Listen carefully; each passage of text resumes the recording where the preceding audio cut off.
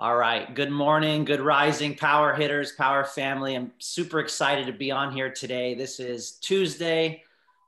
What day is it? March 16th, 10 a.m. Pacific, our weekly team training. Every week we bring value and do some Q&A for the team. So jumping right into it.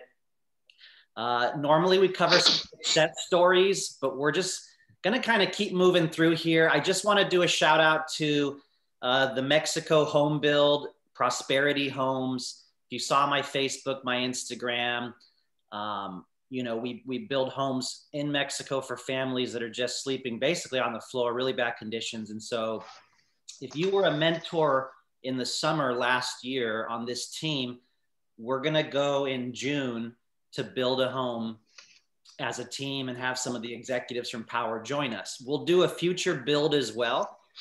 And I'm going to have a slide deck made so that people can incorporate that, what this team does in their presentation. When we're selling solar, we're going to be able to say our team supports and does that activity and philanthropic work. So stay tuned for that.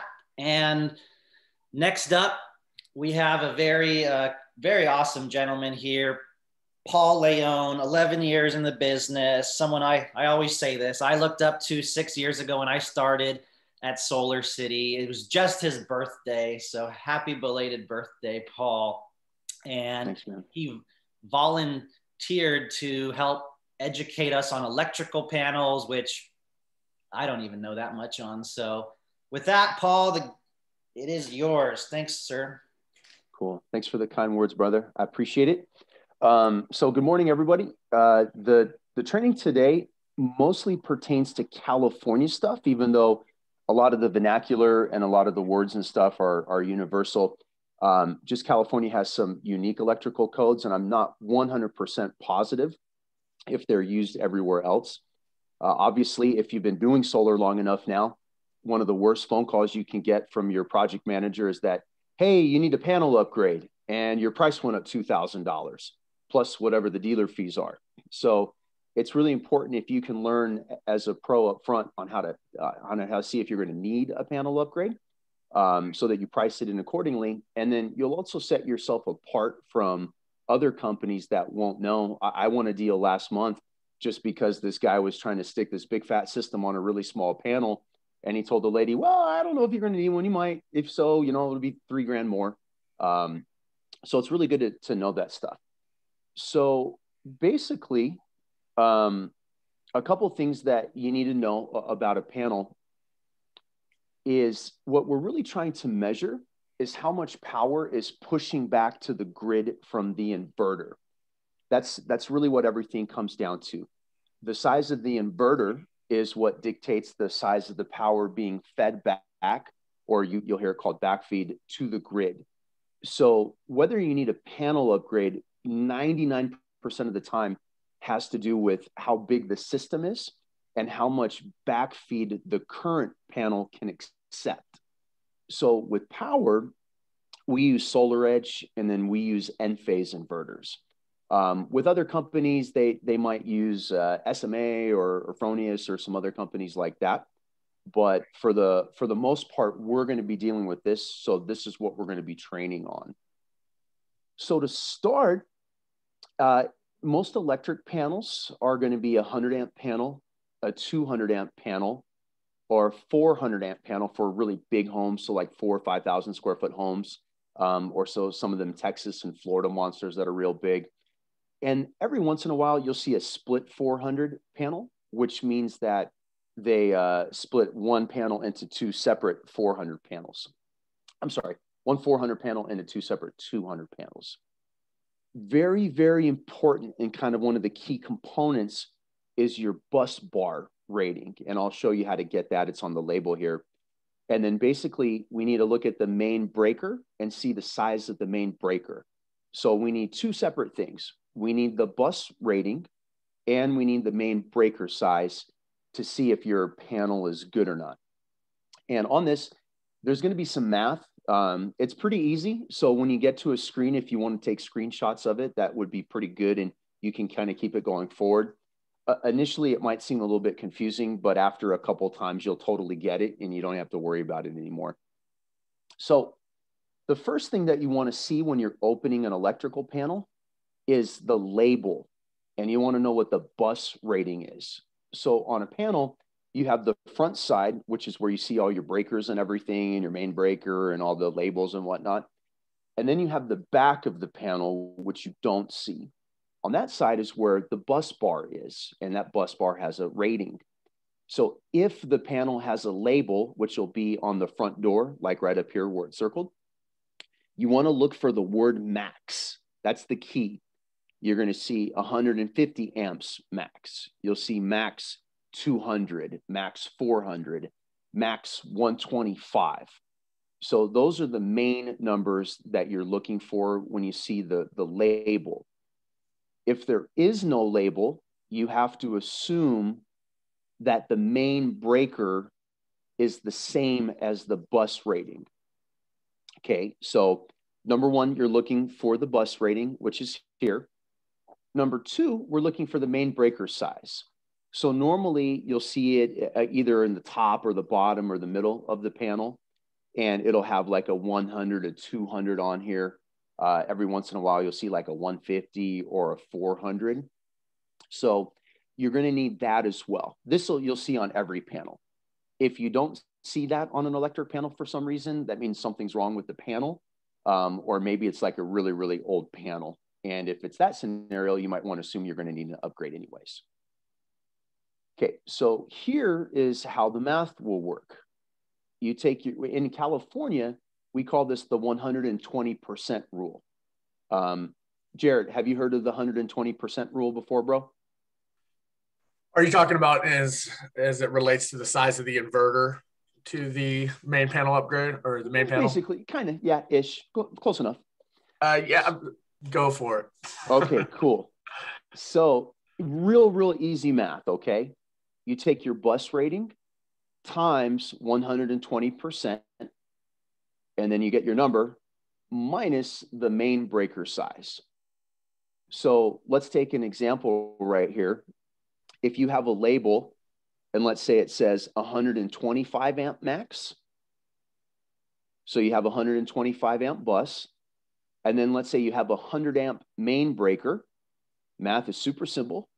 125 times 120% minus 100 amps. So you have 150 minus 100 equals 50 amps of allowable backfeed. That means that your inverters, whether they be Enphase, whether they be Solar Edge, they can push back up to 50 amps of backfeed to the system or to the grid. So example number 2, Dwayne, can you walk us through that one, bro? If you're not on mute. Oh, no, you're on mute now. You just muted yourself. Oh, sorry. For example, number 2, the 200 amp bus. Correct. Is the 200 amp main breaker. Mm-hmm. And 200 times 120% equals 200 amps. 240 minus 200. Yeah, that's a minus right there, bro. So it's 200 times 120% minus 200 amps is correct. 240 minus 200 equals 40 amps for allowable break backfeed. Backfeed, correct, yeah. So what this example shows us is what a lot of people don't even realize.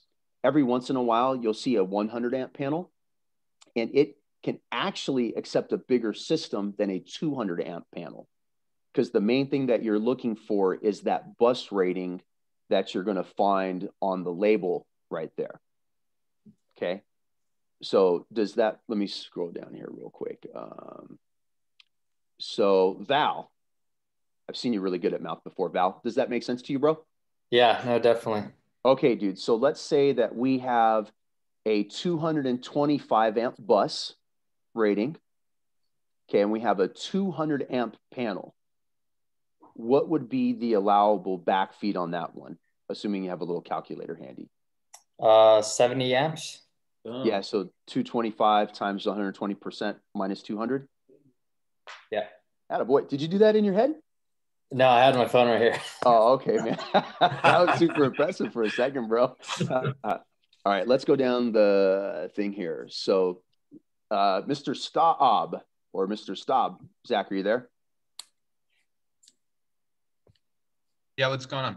Okay, bro. So if you have a 225 amp bus rating and a 150 amp main breaker, how much backfeed can you have? A lot. 120. Correct, man. Good, good. Okay, cool. So for the most part, everybody's got that math. So there's nobody on this training right now that won't be able to easily look at a breaker box and see how much backfeed that you can have. Important to remember, if this label is not there, you have to assume that the bus rating is the same as the main breaker rating. There was a day, JB, Jonathan, and I worked back at Sunrun, and Sunrun, if you needed it, would do free electric panel upgrades. So every once in a while, I mean, only if you needed it though. Like you couldn't sell a panel upgrade, just needed it. So the best way to do it was to rip off the label if you ever needed one for free. Pro tip, right, Jonathan? Pro tip. Okay, so now we know how to get the size of the panel and what the rating can be. Okay, the next thing we need to know is how many amps the inverter is pushing back to the grid. Okay, so you'll be able to find this out real easy. Everybody, if you want this, take a screenshot of this screen right here, because this has some good info for you. So for the three inverter types that we're going to use, which will be our IQ7s, our IQ pluses, and Solar Edge, here's where you find the amps of each inverter. Okay, so the IQ7 has 1.25 amps per inverter. The IQ7 Plus has 1.512 amps per inverter. Okay, and then here's the link. If you wanted to go, you can look at their spec sheets and see all that jazz there. And then towards the bottom here, for the most part, these are all of the Solar Edge inverters that we're going to use. The line on the spec sheet that we're looking at is this maximum continuous output. And this number needs to be multiplied by 125%. That's in California. So I don't know if that's the same everywhere else, but in California, whatever inverter we're using, you need to bump it up 125% from here to get what the back feed is going to be for that inverter. I already did that on the IQ7 and the 7 Plus. So the IQ7 is actually 1 amp of back feed and the 7 is like a 1.2. So these are just what you need to use though. That's after the math has already been done. All right, so let's say that we have a 100 amp panel with a 100 amp bus. That means that we're going to have 20 amps of allowable backfeed. Okay, so let's go to Ralph. Ralph Jagujara. I don't know how to say your last name, buddy. Can you unmute yourself, Ralph? It's Haudegi. Okay, that way too. That's what I meant to say. All right, Ralph. So if we have a 100 amp panel with a 100 amp bus rating, how many IQ7 Plus inverters can we fit on there? Oh, man. First, Oh, boy. What's the allowable backfeed? 50. Okay, so you have a 100 amp bus times 120%, so that's 120, minus 100 amp main breaker. So that is that's 20 amps. Okay, so you have 20 amps of backfeed. 20 amps, okay. Okay, so let me open up my calculator here so you can see it. All right, so we have a 100 amp bus rating times 1.2 because 120, okay, minus the 100 amp main breaker. So you have 20 amps of backfeed. Okay, we want the IQ7s on that. So if you divide 20 by 1.25, that equals 16. So on a 100 amp standard panel, you can have up to 16 IQ7 inverters. Okay, does that make sense, Ralph? Makes sense now. All right, cool. All right, Jared. Yes, All sir. right. So same scenario. How many IQ7 pluses can we put on there? So you would take the 20, which is the backfeed rating, and divide by 1.512. 2, and that would be not 30. Oh, I did that wrong. So 20 divided by 1.5.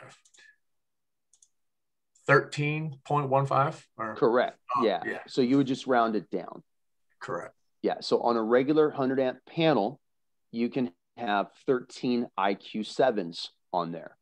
So on a, let's assume that we're using our Aptos panels. So for our Aptos system, 400 watts, you can have up to 5.2 kilowatts on a regular 100 amp panel. That's kind of how you would do that. So you kind of know that roughly, and you guys can write this down if you want. If you have a 100 amp panel, you can have roughly 5 kilowatts that will work on there before you have to start looking at a separate panel. And typically a home that's going to use a 5 kW system isn't big enough that's going to have a 200 amp panel standard. Normally, correct. Yeah. Over the last 2 years, I've seen the average system size be around 7 kilowatts. So normally if it's a 100 amp panel with a 100 amp bus, it's always a panel upgrade. Every once in a while, you'll see the 125 with the 100 amp, which is always awesome because you can normally fit a lot of stuff on there. Let's see, who else can we call on and hopefully put on the spot right here? How about Solar Lily? Solar Lily, are you paying attention? See Lily, but she's told you not to pick on me. Sorry. Can you see the screen? She was on Clubhouse while simultaneously doing this. All right. So Lily, let's say that we have a 100 amp panel with a 100 amp bus rating, and going down here to Solar Edge, which inverter is the biggest one we can put on a 100 amp panel? Oh. Okay, so we have 20 amps of backfeed available. And we know that on this line right here, we need to multiply these numbers by 125%. Okay, so I told you not to pick me. I don't have anything to write with. It's all good. Don't even sweat it. Let's see. Let's go back to trusty Val. Val's always good. What do you got, Val? What size inverter can we put on a 100 amp panel? Sorry about that. My brother was talking to me. So we have a 100 amp panel. So we have 20 amp for the backfeed, you said? Correct. We could put the 3800. Absolutely, bro. So that everybody sees the 3800 has 16 amps.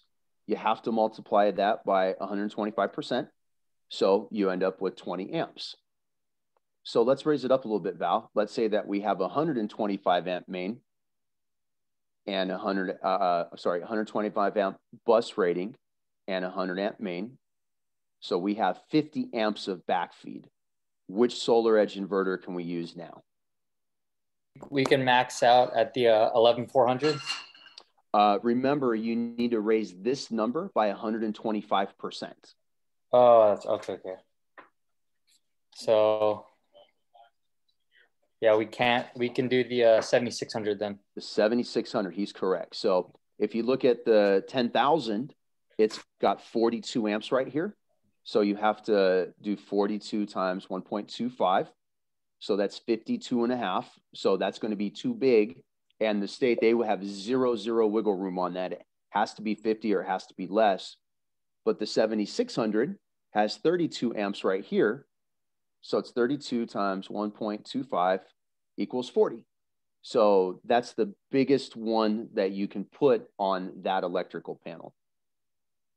So now let's go to, I can't see pictures too much here. Marisa, are you paying attention? Yeah. You want to help me with some math, Marisa? You're a realtor. I know you're good at math. Counting all them zeros going in your bank account. Yeah, okay. All right, let's see. All right. So let's say that we have a 225 amp panel. Okay. I'm sorry, a 225 amp bus. Okay. And it's got a 200 amp main breaker. So we have 70 amps of backfeed. Right. What side, how many IQ pluses right here can fit on that and on that panel? So how many of those can fit on that panel? Correct. So we have 70 amps of allowable backfeed right here. And each inverter uses 1.512 amps.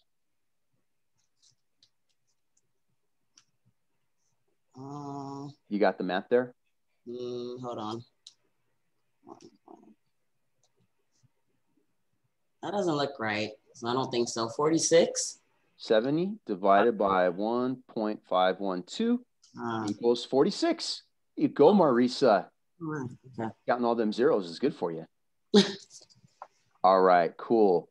All right, so that's kind of how the math works on that, and that's where these are the different places you want to use. So again, if you want to take a quick screenshot of this, and then you're going to want to take a screenshot of the next page as well, because this basically kind of shows the limits.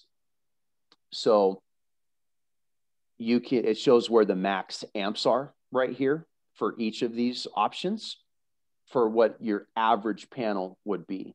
So on average, you're going to see a 100 amp panel with a 100 amp bus rating, which would be 20 amps of backfeed with the IQ7.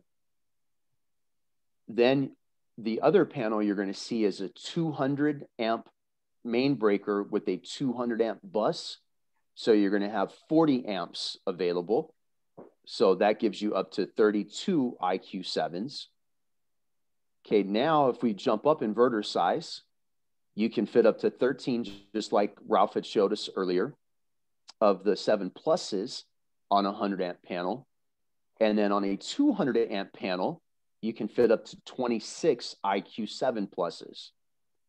And then on the solar edge side of things, you can fit up to 20 amps with the 3800. So that's what would fit on your standard 100 amp panel.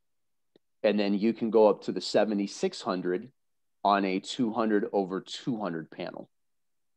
Okay, so if you want to take a quick screenshot, and then I think the next page is going to be another screenshot page there. Are you still there, Jonathan Brunasso?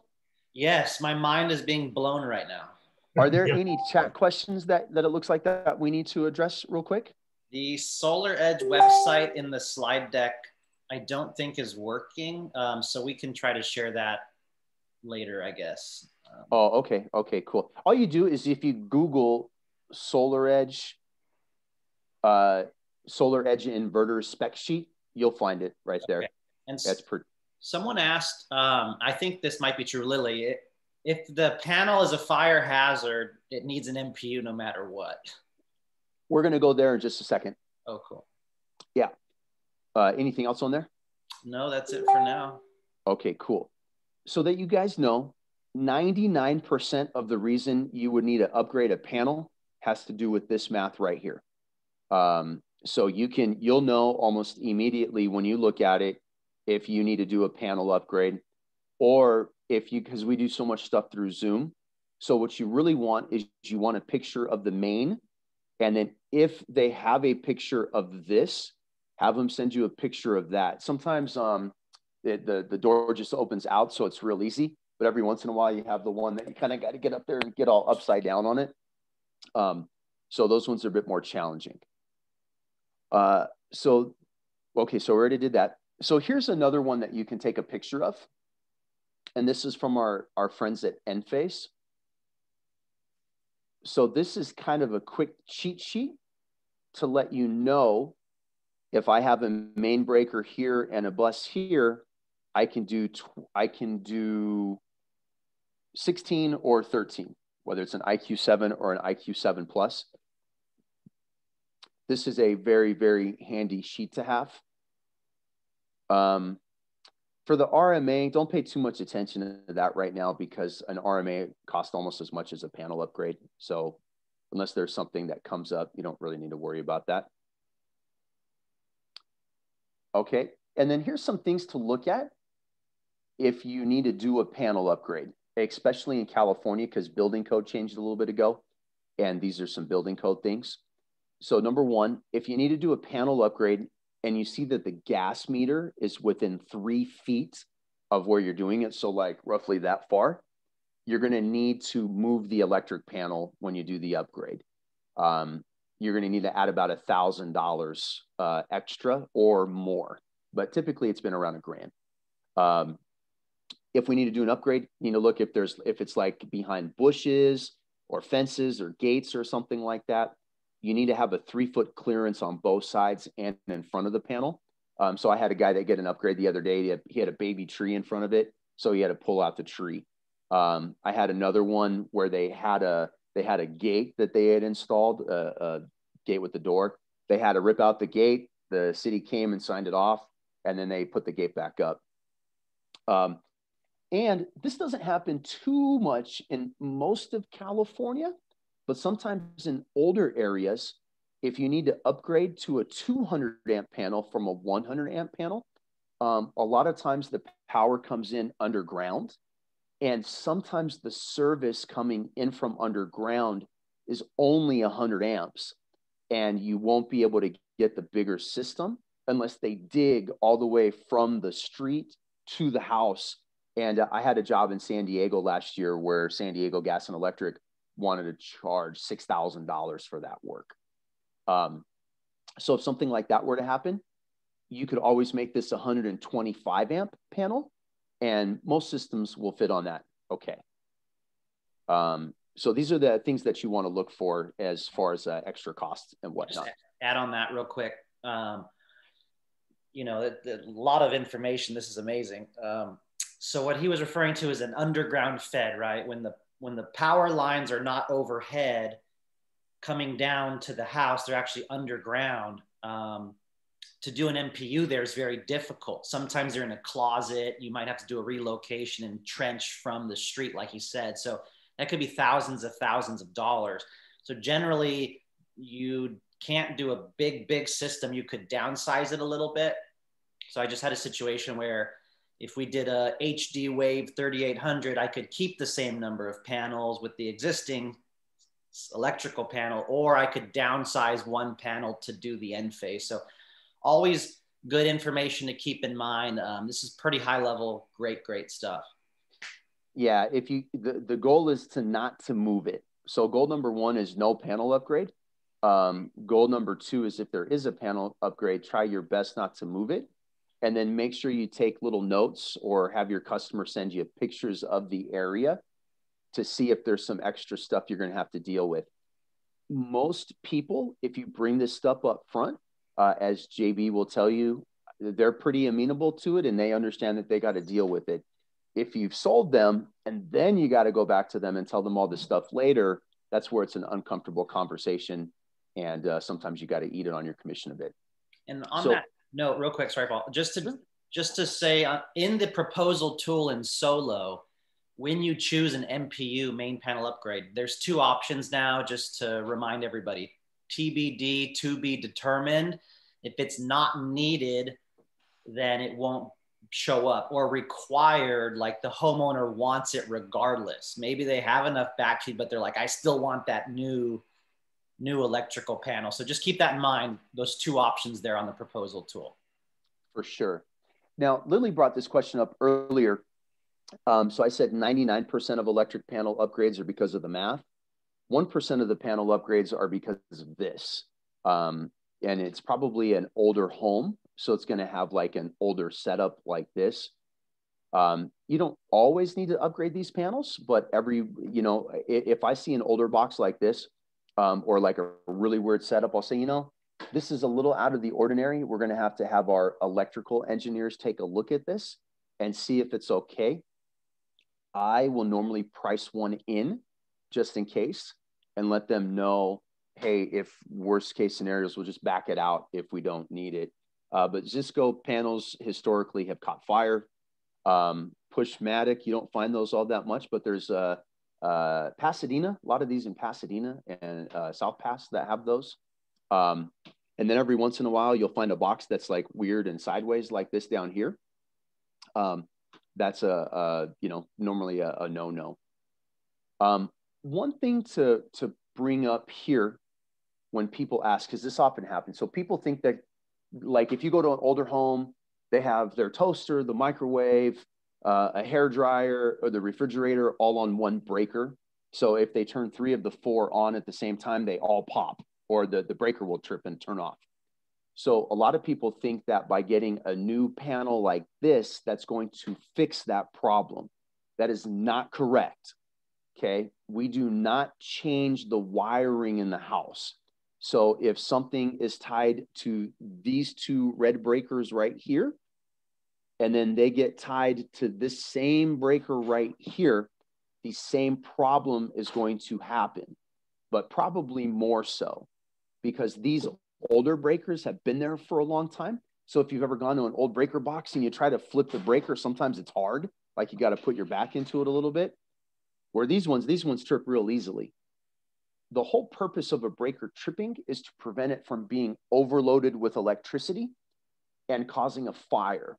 So on these older breakers, because they've kind of got concreted in there a bit, you can call them, they don't work like they're supposed to necessarily. So these new ones do. So if you have someone that's telling you, oh, I can't wait to do this upgrade because it's going to fix that problem, let them know it's not going to fix that problem. And that will require either them to have an electrician come afterwards and change it. That's probably the safest one to say. Every once in a while, our partners can help them out with that if they pay them extra on the side. But I would suggest that they talk to an electrician about that stuff, because these new breakers might make that problem a little worse. And then normally if we do a 200 amp panel, this is kind of what it's going to look like. They're normally going to be square D.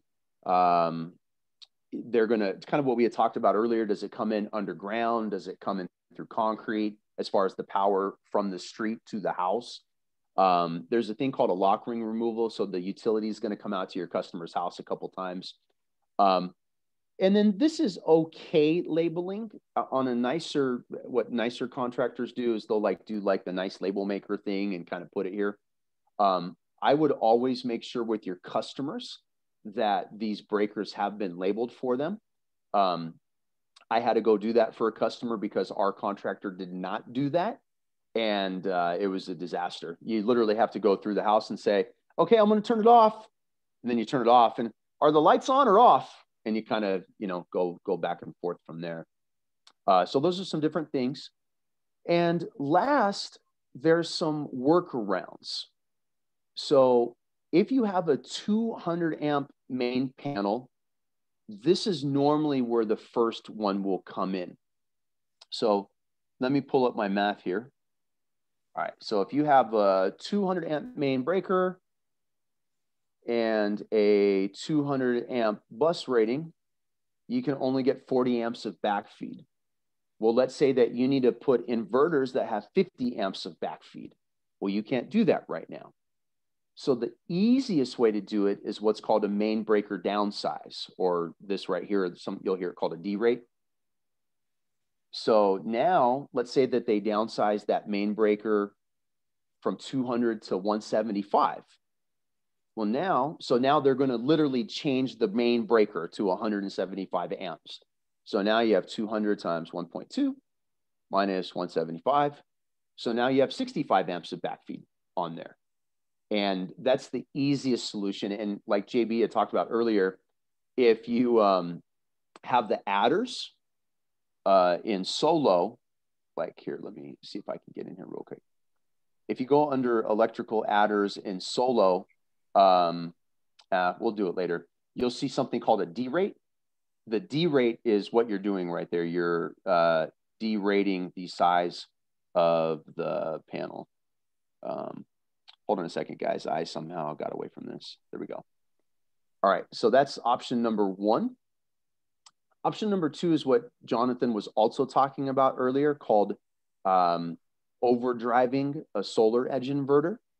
So you always want to talk to your project manager about that, or maybe reach out to a mentor. Because literally when you're overdriving a solar edge inverter, let's say that you have a 3,800 watt inverter. Like, let's go back here. Okay, so this is a 3,800 watt inverter. That means the max energy that can go through it at one time is 3,800 watts. So if you put up a 5,500 watt system, but it can only put through 3,800, that means all you're going to get is 3,800 max.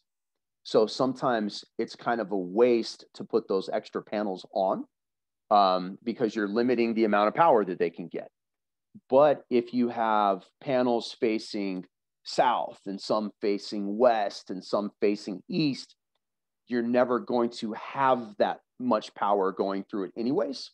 So it's okay to overdrive an inverter like that. That's what clipping is called. So if you have that much power total, but only this much is going through, the inverter is clipping the amount of energy going through it. So you have a main breaker downsize or derate, and then overdriving a solar edge inverter. Literally, you're overdriving the power it should accommodate. And last is called a line side tap. Can't really use that here in California. If you're outside of California and you get asked for a panel upgrade, I would advise you to first ask your project manager if you can do something called a line side tap. Less expensive and another way to do it. So that's about it I had for the panel upgrade stuff. Hey, Paul, real quick, can you hear me? Yep. This is consultant Danny Zen, Hollywood, Florida. One of my consultants who's personally sold over 800 deals, he told me that line side tap is always required when it's tier 2 over 10 kW alternating current. Is that true? Not in California, but I'm not sure about Florida, brother, honestly. Okay. In California, almost everywhere you cannot do a line side tap. Because literally a line side tap, you're not plugging into the main breaker, you're plugging into the busing, or you're going to the backside of the panel. And here in California, you're not allowed to do that. Thanks. Good question, man. 800 installs, good for him, man. That's a lot. Anybody else have any questions? We got a couple minutes if somebody has some questions on that before we were supposed to hop off here. I have a quick question, Paul. And first of all, thank you, man. I think you're blowing everybody's mind here. Just take screenshots because it'll make sense if you keep the screenshots. My question about the derate is, will an installer will that be their first move to do a derate if you don't specify doing so on the proposal? Like if they see that could be an easy fix, bringing it from a 200 down to a 175, getting, the extra backfeed for the system requirements, will they go that route, or will they just say, main panel upgrade, let's do it? Yeah, so most contractors want to avoid a panel upgrade. If you price it in there, so this is where when you guys open jobs, putting down notes in the ticketing system for the project manager is very important. So if you want them to have a panel upgrade and they want a panel upgrade, you specify panel upgrade and that's what they're going to do. Or like Jonathan brought up earlier in the adders, you put panel upgrade required versus TBD. But let's say that they just go out, you didn't say anything about a panel because you didn't know. And then they come back and say, well, hey, we can't do this on this panel.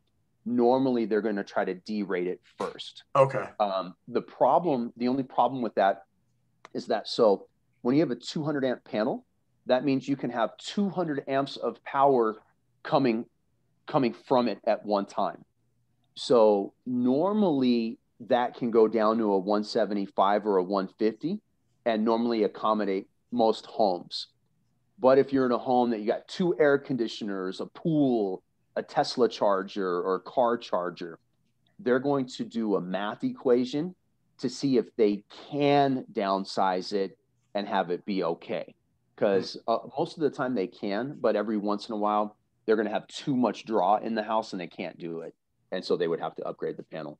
Okay. And then my follow-up question is that sometimes I hear people talk about not having enough breakers. Like, so they have the proper size panel, but they don't have enough breakers or breaker space. Or if you get a picture from a customer, it looks like blank spaces where breakers could go. Can you explain a little bit of that? For sure. Yeah. So the number one thing is the math equation. How much backfeed can you have? If there's no breaker space available, normally a contractor can take like these two breakers and these two breakers and pair them together, and now you have breaker space. They call that quadding up breakers. Or they'll do what's called a separate load center. So they'll literally make a little sub panel on the side specifically for the solar, and that's how they'll backfeed in. Like almost never do you have to upgrade a panel because of breaker space. Got it. Unless maybe it's one of those older panels that we saw pictures of a little bit earlier. Which you'd want to upgrade anyways. Yeah. So if somebody tells you, we probably got to change it out because I don't have enough breaker space. Well, if you have a 200 amp panel already, we're not going to spend $4,000 to give you a 400 amp panel. We're just going to do the other workaround. So if there's a system where there's no breaker space available, I would never price in a panel upgrade. Normally we'll be able to make that work. Cool. Thank you. Make sense, bro? Yeah, it totally does. Cool. Any other quick questions here? Can you guys hear me? I hear Ronald Britton. Ronald. Yeah. So if, with the loan, a main panel upgrade, I think it's about $2 or $3 a month.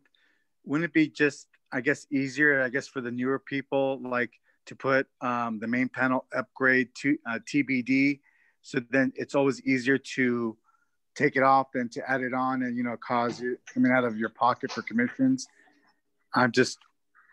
Well, if you want to, bro, but I mean, this training was hopefully to get you so that you can realize if you need it or don't need it. If you want to come off looking like you know what you're talking about and you know your craft, I would always encourage you to try to hit it right up front. But if you're nervous about it and you want to put it TBD, that's fine. There's nothing wrong with that. But just remember, if you do that, it's going to price it in now. But if we take it out later, they got to sign a new contract. They got to sign new loan docs and all that jazz all over again. Oh, I didn't know that. Okay. Thank you. Yeah. I think it depends on the market too, Ronald. Like I know the Texas team advocates that, but here in California, we get shopped quite a bit. So you want to make sure the proposal is dialed from the get-go. You're not overpricing something perhaps. Yeah, an extra $2,000 can be the difference between getting the deal or not getting the deal. For sure. Well, and with dealer fees, that's an extra $2,500 a lot of times, I would also say a safe bet, Ronald, is if you are unsure, but you have, a good relationship with the client, is that you could explain to them that it is possible and that if they do need one, that it's about $10 a month, and you could change it later. You can get to that boat. You don't have to add it in the beginning, but let them know. Like if you didn't want to eat the cost, you could prepare them for that additional cost. But I would also say that our cost for a main panel upgrade is not a lot. I mean, it's pretty much the cost of it. Is that correct, Paul? Yeah. I mean, we do when we do it with solar, it's $2,000. Like if you were to call it's not a lot of profit in there. No, there's no profit in there normally. If you were to call a contractor out to do it, I'm doing one right now where they did it themselves. It was $4,000 for something we would have charged $2,000 for. Yeah. I thought that when you put it in the adder, that it goes back to your commission if it's not necessary. That's right. That's right. It does, but if you're telling them up front that they're going to need a panel upgrade, so you price it in. Right. But then, now if you price in an extra $2,000 and you don't say anything about it at all, and then you're just crossing your fingers, you make an extra $2,000, that's okay. Okay. Sometimes I'll do that and I'll say, we will do electrical upgrades if it's needed, necessary. And that kind of protects me like we used to do at Sunrun. So. Right. And you get an extra $2,000 if that's not necessary. Yeah, I'm with you. Yeah. I like that phrase. Well, let's keep it rolling here. I just have 2 to 3 slides. And if you have more questions, please reach out to Paul. And, Paul, honestly, man, my mind is blown right now. I didn't even understand why we needed a derate. Like 6 years in the business, you just blew my mind. So just look at the slides, man. You'll remember it, and you just practice a couple times. It's super, super easy. Once you see it, you just kind of remember it like that. Yeah. So Awesome. Hats off to you. I appreciate you adding value, sharing with this team. And, you know, that's the coolest thing about this platform with the mentor program, being able to give back like he's doing. It's rewarding. And so if you have a warm referral or lead that's ready to sign, make sure Paul Leon is your mentor, and everyone will be happy, because God, your information is so valuable. So thank you, Paul. That's nice, bro. All righty. So 12 months free. We got to ramp up our sales. I'm going to be rolling out an April contest here. So use this 12 months free until the end of March is the current end date. So get that out there to all your people, post, and let's get our sales up with the promotion. Make sure to add that into the costs and the adders when you do that. And future trainings, next week, we have Emily Budd, Jonathan Budd's sister, and her team, Jen Drain. They're with the funding, the commission side, right? They get the funds from Sunlight, LoanPal, and Sonova, and then they're able to pay us. And what documents or what's required by the installer to satisfy LoanPal, who might pay faster, or Sunlight that pays a little bit slower. So really, really cool to meet the team and understand some of those things. The following week will be determined. Aparna Mola, I'm actually meeting with her this Friday to discuss a partnership for Give Power and how this team can help. And she wants to jump on a training and provide some training for this team as well. So super exciting. I'd like to do a roofing training, kind of like this one today, but just roofing, getting really into the details, and then maybe a real estate training as well. So a lot of good trainings all being posted on YouTube like this one will be today. Can I say something really quick, bro? Please, yeah. Give Power is really cool. Back in the day with Solar City, who's now Tesla, if you had a megawatt of power installed, they would go to like Zimbabwe and put panels on a school and power them up. I have 2 schools in there in Zimbabwe that have my name on them somewhere on a plaque that say, hey, this is from Paul. So my dad's name is Paul. So he's pretty pumped that there's 2 plaques in Zimbabwe that have his name on there somewhere. There you go. That's good stuff. That's awesome, man. Power is good. I think if we raise 100K, we can get 12 people to go build a solar water facility that can provide water to 35,000 people per day. So we'll see what happens with the meeting, and I'll let you guys all know. That'd be awesome. Also, real quick, guys, if you've seen Jonathan and I on our Power Pioneers page, we're really pushing the Yelp reviews. Please ask your customers. Like, we've got Southern California reviews. Jarrett has a review. Cynthia's got reviews. We need reviews from everywhere, because that's probably the #1 customer facing thing that we can show people about Power. So please, I bribe them. I'm like, hey, you know, if you had a good experience, I'll give you a $20 Starbucks card. Please give us a review, because it helps all of us.